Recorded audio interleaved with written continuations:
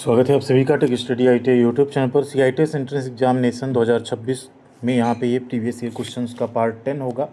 इसके पहले 9 parts already हम करा चुके हैं, 9 क्लासेस हो चुकी हैं और ये आप सभी के लिए जो मैथ्स एंड रीजनिंग के इंपॉर्टेंट क्वेश्चन है उन्हीं की क्लास है।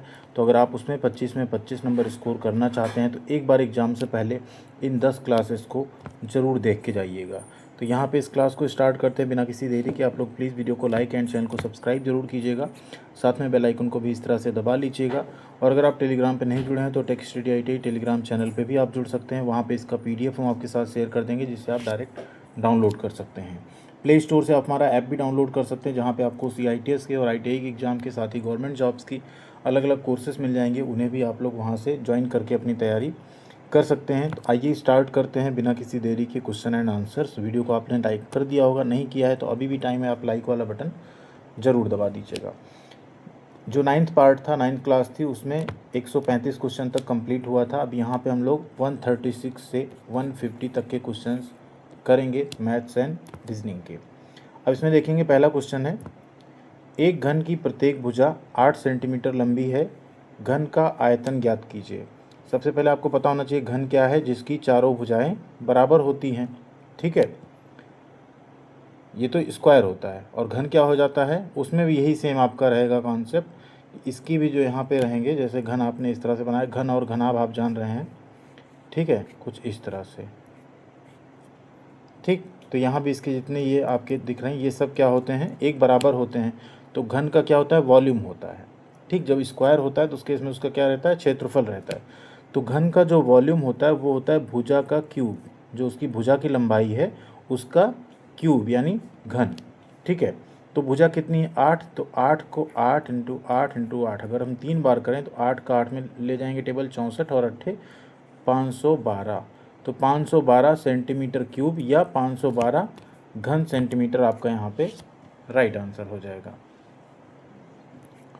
अगला क्वेश्चन है, 6 लोगों का भार 21, 27, 33, 40, 47 और 54 हो तो इनका औसत भार बताइए। अब ये चूंकि 6 लोग हैं तो इन 6 का पहले टोटल भार हमें निकालना होगा और उसे 6 से डिवाइड करना होगा, तो जो एवरेज वेट होगा ना वो आ जाएगा। AW अगर हम इसे लिखें, इसको टोटल करना पड़ेगा पहले। 21 + 27 + 33 + 40 + 47 + 54। ठीक, इसको हमें 6 से भाग देना होगा। इन सब को अगर आप जोड़ेंगे तो आपको क्या मिल जाएगा, 222। 222 को आप 6 से डिवाइड करेंगे, कितना आ जाएगा, 37। ठीक है, 6 का 3 बार टेबल में ले जाएंगे, यहाँ 6 × 18, 4 22 और यहाँ 42, 6 7 42। तो यहाँ पे आपका राइट आंसर क्या हो गया, 37। इनका एवरेज वेट कितना हो गया, 37। अगला क्वेश्चन है, 3 संख्याओं का औसत 7 है तथा पहली 2 संख्याओं का औसत 4 है, तीसरी संख्या ज्ञात कीजिए। ये देखा जाए तो बहुत ही सिंपल क्वेश्चन है। निकालने के लिए क्या करेंगे इसमें कि सबसे पहले कह रहा है 3 संख्याओं का औसत 7 है। अगर 3 संख्याओं का औसत 7 है तो उनका योग कितना होगा, आप सबको पता है। 7 को हम 3 में मल्टीप्लाई कर दें, 21। ठीक है, औसत 7 है और 3 संख्याएं हैं तो उसका टोटल जो तीनों संख्याओं का योग होगा वो 21 होगा। और फिर कह रहा है पहली 2 संख्याओं का औसत 4 है। अब अगर 2 संख्याओं का औसत 4 होगा तो एवरेज जो 2 नंबर उसका है उसको अगर हम निकालें तो कितना हो जाएगा, 4 × 2, तो कितना हो जाएगा, 8। अब पूछ रहा है तीसरी संख्या बताओ। जब पहली 2 संख्याओं का योग 8 है, तीनों संख्याओं का योग 21 है, तीसरी संख्या आराम से निकल सकती है ना, 21 में से 8 घटा दो, तीसरी संख्या आ गई। तो 21 में से अगर 8 घटाएंगे तो मिल जाएगा आपको 13। ये एक तरीका है, ये शॉर्टकट है एक तरह का। ठीक है, एक और तरीके से आप इसे निकाल सकते हैं कि x + y + z तीनों संख्या मान लीजिए, इसको अपान 3 करिए, यहाँ 7 कर दीजिए। x + y + z बराबर 7 × 3 = 21। ठीक है, फिर कह रहा है x + y / 2 बराबर 4। तो x + y बराबर कितना हो गया, 8। अब x + y का मान यहाँ रख दीजिए 8। तो 8 + z बराबर 21। तो z बराबर 21 में से 8 गया 13। ठीक है, इस तरीके से भी आप निकाल सकते हैं। तो दोनों तरीके हैं, आप जैसा चाहें आराम से निकाल सकते हैं उसे। तो राइट आंसर हो गया आपका 13। ऐसे ही क्वेश्चन आपके एग्ज़ाम में पूछे जाते हैं और इस तरीके की क्या, ये आप कह लीजिए कि ये पहले पूछे गए क्वेश्चन ही जो हम आपको करवा रहे हैं और ये बार बार रिपीट भी होते हैं इसी तरह के क्वेश्चन। बहुत ही सिंपल क्वेश्चन होते हैं, अगर आप देखे रहेंगे तो आप बहुत आसानी से उसे कर पाएंगे। अब अगला क्वेश्चन यहाँ कह रहा है, उस आयत का परिमाप ज्ञात कीजिए जिसकी एक भुजा 10 सेंटीमीटर तथा विकर्ण 26 सेंटीमीटर है। अब आयत कैसा होता है, इस तरह से कुछ आमने सामने की भुजाएं बराबर होती है और विकर्ण होता है ये। अब ये कह रहा है विकर्ण है 26 और एक भुजा कह रहा है 10, तो अभी हम लोग फिलहाल इसको 10 मान लेते हैं, ठीक है, किसी एक को 10 मान लेते हैं, बट इसी को 10 मानते हैं क्योंकि विकर्ण 26 है तो ये इससे लंबी ही भुजा रहेगी। अब ये क्या बन रहा है, एक समकोण त्रिभुज बन रहा है ना, एक राइट एंगल ट्रायंगल बन रहा है। तो इसमें अगर हम देखें तो कर्ण का स्क्वायर यानी 26 का स्क्वायर बराबर क्या हो जाएगा, इसको अगर हम लोग मान लें ABCD तो हो जाएगा AB का स्क्वायर प्लस BC यानी 10 का स्क्वायर। तो 26 का स्क्वायर कितना होता है, अगर हम लोग यहाँ बात करें तो 26 का स्क्वायर रहेगा वो हो जाता है 676। कितना, 676 इज इक्वल टू AB का स्क्वायर प्लस 100, या AB का स्क्वायर बराबर क्या होगा, 676 में से 100 गया कितना आ जाएगा, 576। अब AB बराबर क्या हो जाएगा, अंडर रूट 576। तो 576 की जो वैल्यू होती है अंडर रूट में वो क्या होती है, वो हो जाती है 24, ठीक है। अब हमें मिल गई इसकी भुजा, एक मिल गया 10 और एक मिल गई 24। तो इसका परिमाप क्या होगा, अब आयत का परिमाप जो होता है, परिमाप का फॉर्मूला होता है 2 × L + B। अब 2L आपको कितना मिल गया, 24, और B आपका कितना है, 10। तो 24 और 10 कितना हो गया, 34। 34 को 2 में मल्टीप्लाई करेंगे कितना हो गया आपका, 34 दूना 68, यानी 68 सेंटीमीटर यहाँ पे आयत का आपके परिमाप आ जाएगा। अगला क्वेश्चन है, दिन का कैलेंडर के साथ वैसा ही संबंध है जैसा कि समय का। अब दिन का कैलेंडर, जो आपके कैलेंडर होते हैं उसमें आप देखते हैं ना, जनवरी फरवरी जो भी रहता है उसमें 1 2 3 ऐसे दिन दिए होते हैं, हफ्ते रहते हैं, सारी चीज़ें होती हैं। तो वही कह रहा है कैलेंडर में आप दिन देख रहे हैं, तो जो समय होता है उसको आप किससे देखते हैं, कैलेंडर से। अगर आप दिन देख रहे हैं, समय को आप किस में देखते हैं, घड़ी में। तो राइट आंसर क्या हो गया, घड़ी। ये क्वेश्चन ऐसे भी आ सकता है, दिन करके यहाँ कैलेंडर कर देगा और यहाँ समय करके यहाँ क्वेश्चन मार्क लगा देगा, तब भी वही है। तो समय का संबंध क्या है, घड़ी से है। अगला क्वेश्चन है, एक व्यक्ति कार द्वारा नगर A से B तक 72 किलोमीटर प्रति घंटे की चाल से जाता है, वह नगर B से नगर A तक 48 किलोमीटर प्रति घंटे की चाल से वापस आता है। मतलब देखिए A से B तक वो गया कितनी स्पीड से, 72 km/h, और B से A पे आया कितनी स्पीड से, 48 km/h, ठीक है। तो कह रहा है पूरी यात्रा में उसकी औसत चाल कितनी है। यहाँ आप गलती कर जाएंगे कई बार कि चलो तो चल रहा है, 72 है, 48 है, 72 + 48 को जोड़ के 2 से भाग दे देते हैं, और यही हो जाएगा आपका गड़बड़, आपका आंसर आ जाएगा 60। आप वो लगा के चले आएंगे, आपको लगेगा आपने सही किया और आपका नंबर कट जाएगा। ऐसे केस में क्या होता है, जब कोई व्यक्ति यहाँ पे, ठीक है, 2 अलग अलग चालों से कोई दूरी तय करता है, तो उसकी जो औसत चाल का सूत्र होता है वो ऐसा नहीं होता जैसे आप वेट में और किसी में लगाते हैं।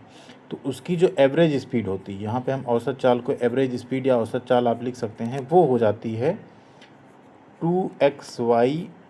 2xy अपान x + y। ये फार्मूला होता है, जहाँ x उसकी जाने वाली चाल है, y उसकी लौटने वाली चाल है। तो क्या करेंगे हम लोग, इसी में फार्मूले में रखेंगे, ठीक है। जो आपकी औसत चाल आपको निकालनी है, तो औसत चाल निकालने के लिए जो फार्मूला होगा क्या होगा, 2xy अपान x + y। अब 2x की वैल्यू कितनी है यहाँ पे, 72, y की वैल्यू कितनी है, 48 अपान 72 + 48, ठीक है। इसे हमें सिंप्लीफाई करना होगा। अब यहाँ क्या करेंगे हम लोग, 72 और 48 को अगर जोड़ें आप तो कितना हो जाएगा, इसको ऊपर वाला ऐसे रहने देते, 2 × 72 × 48, और 72 और 48 मिल के हो जाते हैं 120। 2 से इसको डिवाइड कर दें तो 60 हो जाएगा। अब आ जाता है 72 × 48/60। इसे और सिंप्लीफाई करते हैं, ठीक है। किससे काटते हैं इसे, इसको काट लेते हैं 12 से, 12 × 4 = 48, 12 × 5 = 60। अब 72 का 4 में गुणा करिए, कितना आ जाएगा, 4 दूनी 8 और 4 सत्ते 28, 288।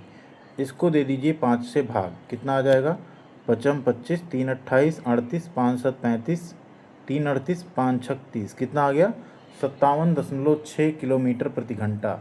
एवरेज स्पीड कितनी निकल के आई, 57.6 km/h। फार्मूला क्या लगाएंगे आप लोग, एवरेज स्पीड का 2xy अपान x + y। ठीक है। नेक्स्ट है क्वेश्चन 15, 18, 24, 27 और 36। इसका आपको क्या निकालना है? लघुत्तम समापवर्त। ठीक है, क्या निकालना है? लघुत्तम समापवर्त। तो इसके लिए बहुत सिंपल एक वही आपका रहता है, उसी तरीके से आप लोग लगाएंगे। क्या करना है आपको? 15, 18, 24, 27, 36 लिख लिया यहाँ पे। सबसे पहले 2 से डिवाइड करेंगे। क्या क्या यहाँ पे सिंप्लीफाई होगा? 15, 9, 12, 27, 18। अगेन आप 2 से करेंगे, क्या होगा? 15, 9, 6, 27, 9। अगेन आप 2 से करेंगे, क्या आएगा? 15, 9, 6, 27, 9। 6 का हो जाएगा 3, सॉरी। हाँ, अब आप यहाँ 3 से करेंगे, 5, 3, 1, 9, 3। ठीक है, फिर आप 3 से अगर करते हैं यहाँ पे, यहाँ हम लिख ले रहे हैं डायरेक्ट, तो क्या आ जाएगा? 5 तो ऐसे ही रहेगा, 1, 1, 3, 1। ठीक है, फिर से 3 से करेंगे, 5, 1, 1, 1, 1। ठीक, 5 से कर देंगे। अब इसी को आपको क्या करना है? लिख लेना है। 2 कितनी बार आया? 3 बार। 3 कितनी बार आया? 3 बार। 5 कितनी बार आया? 1 बार। ठीक, 2 दूनी 4, दूनी 8, त्रिक 24, 3 72। 72 को आप 3 में मल्टीप्लाई कितना हो जाएगा? 216। उसको 5 में मल्टीप्लाई करिए, कितना हो जाएगा? 2 पंचे 10, 16 पंचे 80। कितना आ गया? 1080। यानी इन सबको मल्टीप्लाई कर दो, 2 into 2 into 2 into 3 into 3 into 3 into 5। कितना आ गया? 1080। यही आपका राइट आंसर हो जाएगा। अगला क्वेश्चन है 5 संख्याओं का औसत 10 है। इसमें कौन सी संख्या और जोड़ी जाए कि औसत 12 हो जाए? देखिए, यहाँ बड़ा सिंपल है ये भी क्वेश्चन आपका। अब 5 संख्याओं का औसत कितना है? 10। तो उन 5 संख्याओं का अगर हम योग देखें तो क्या होगा? पांचों संख्याओं का जो सम रहेगा वो कितना आ जाएगा? 10 पचे 50। ठीक है, फिर कह रहा है उसमें क्या जोड़ी जाए उनका औसत 12 हो जाए। अब वो 6 संख्याएं हो जाएंगी। 6 संख्याओं का सम कितना हो जाएगा? 12 छंग 72। ठीक है, अब हमें क्या जोड़ना है तो मिल जाए उनका मतलब औसत 12 हो रहा है। 72 जब संख्याओं का योग है तो 72 में से 50 घटा दो, क्या आ जाएगा? 22। यही आपका राइट आंसर हो जाएगा। ठीक है, 72 में से 50 घटा दो, 22। यानी 22 अगर इन 5 संख्याओं में और जोड़ दें तो उनका एवरेज क्या हो जाएगा? 12 हो जाएगा। संख्याएं 6 हो जाएंगी, क्योंकि एक संख्या इसमें जोड़ेंगे तो 5 संख्या के बजाय 6 हो जाएगी ना, तो उसका औसत 12 हो जाएगा 22 जोड़ने पे। तो राइट आंसर आपका क्या आ जाएगा यहाँ पे? Option number C, 22। ठीक है, अगला क्वेश्चन है 15:19 के प्रत्येक पद में क्या घटाया जाए कि नई संख्या 3:4 के अनुपात में आ जाए? अब यहाँ देखिए, ये भी बहुत अच्छा क्वेश्चन है, बहुत सिंपल भी है। हमें क्या मान लेना है? मान लो इसमें से हम अगर x घटाएं 15:19 से, प्रत्येक पद में से अगर हम x को माइनस कर दें तो हमें नया अनुपात ये मिल जाएगा। तो इसी का ना एक समीकरण बना लेते हैं। क्या समीकरण बनेगा? 15/19 तो पहले से है, माइनस एक्स बराबर क्या कह रहा है? 3:4 हो जाए। अब हमें x की वैल्यू निकालनी है। ठीक है, तो हम क्या करेंगे? क्रॉस मल्टीप्लाई कर देंगे। 15 चौके 60 माइनस 4x बराबर 19 तियाँ 57 माइनस 3x। 4x को उधर ले जाते हैं, 57 को इधर ले आते हैं, तो 60 माइनस 57 बराबर 4x माइनस 3x। 60 में 57 गया 3, 4x में 3x गया x बराबर क्या आ गया? 3। यानी यहाँ आंसर आपका क्या हो जाएगा? 3। 15 और 19 में से अगर हम 3 घटा दें, 15 में से 3 घटाएंगे 12 बचेगा, 19 में से 3 घटाएंगे 16 बचेगा।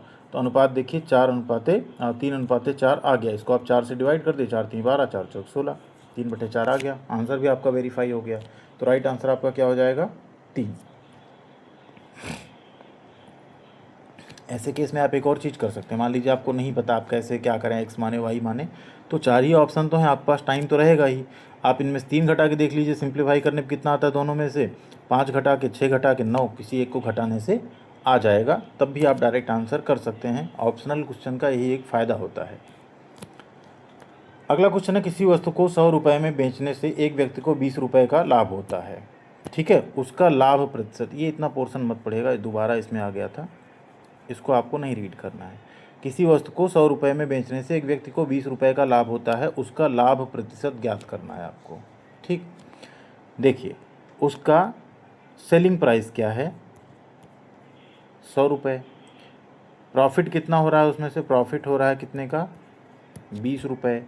अब यहाँ हम उसका अगर क्रय मूल्य निकालने जाएँ, मतलब वो ख़रीदा कितने में गया होगा, तो क्या निकल के आएगा यहाँ पे, क्रय मूल्य, जिसको हम लोग कहते हैं CP यानी कॉस्ट प्राइस, वो आ जाएगा 100 माइनस 20 यानी 80 रुपये।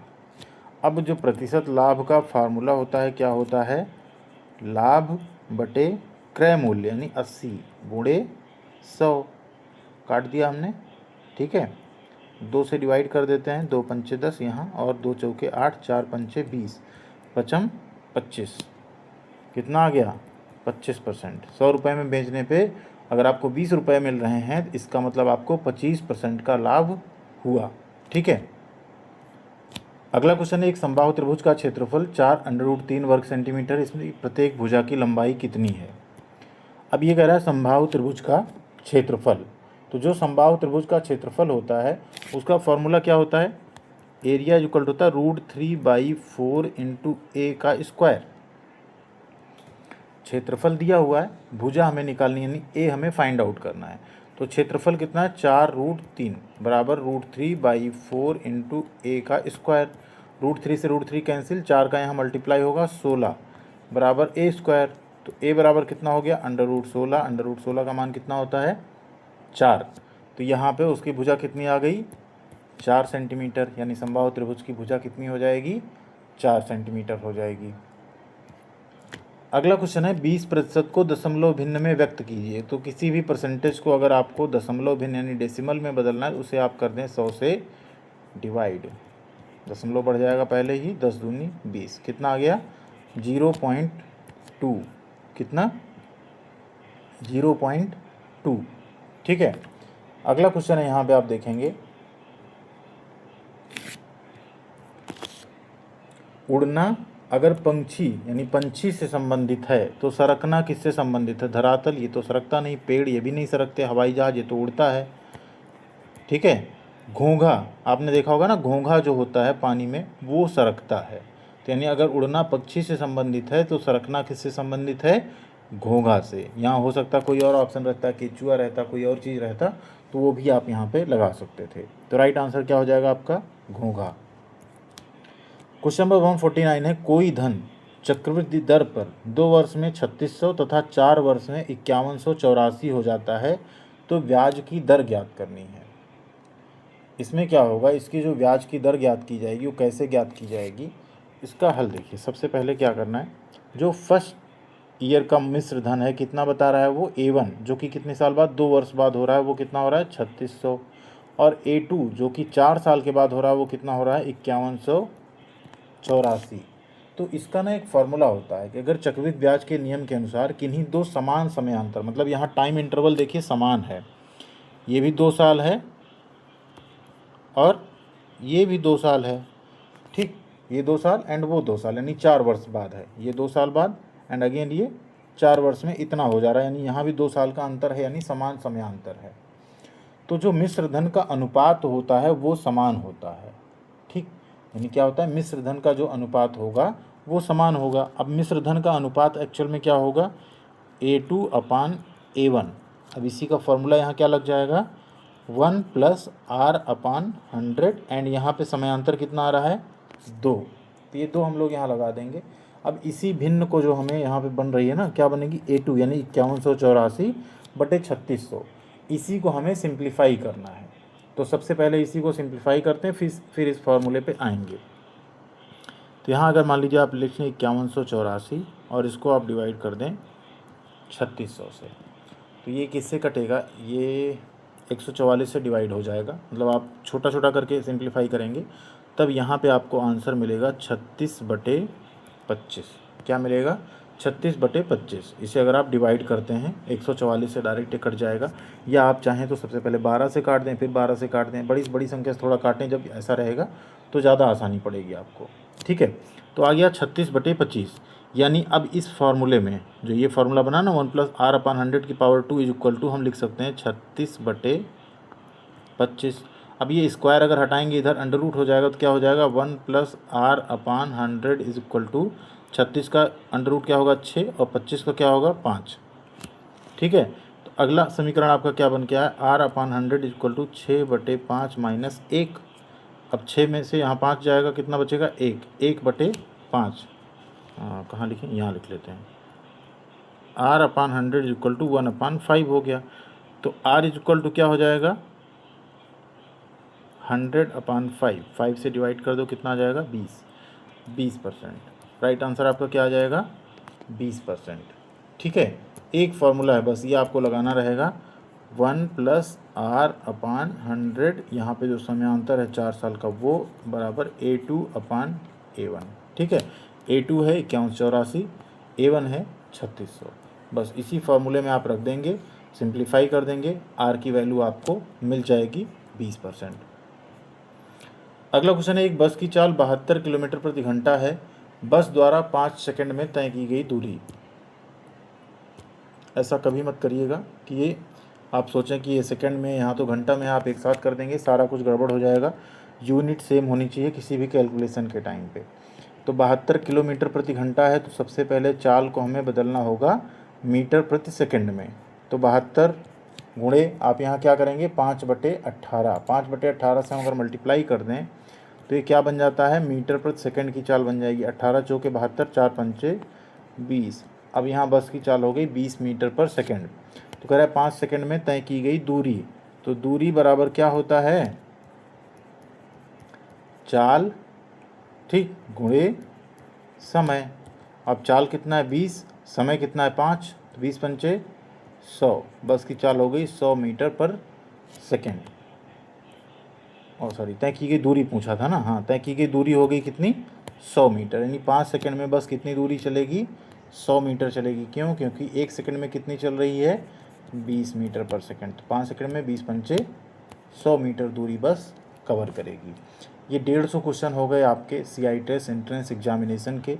इन्हीं में से आपको 25 क्वेश्चन आसानी से मिल जाएगा। जितना हमने सॉल्व कराया है उसे अगर आप लोग पढ़ लेते हैं, इसके पहले भी 5-6 वीडियोज़ आपको मिल जाएंगे चैनल पे ही, प्लेलिस्ट में ऐड हुए हैं सारे, उन्हें अगर आप देख लेते हैं तो आप बहुत आसानी से इन 25 क्वेश्चन को सॉल्व कर पाएंगे और अच्छा नंबर लाकर NSTI, ITOT जहाँ भी आपका मनचाहा जो कॉलेज होगा उसमें आप एडमिशन पाएंगे। बाकी आपकी तैयारी कैसी चल रही CITES एंट्रेंस एग्जाम की कमेंट सेक्शन में ज़रूर बताइएगा। थैंक यू वेरी मच, ख्याल रखिएगा अपना। मिलते हैं अगली अपडेट के साथ अगले वीडियो में।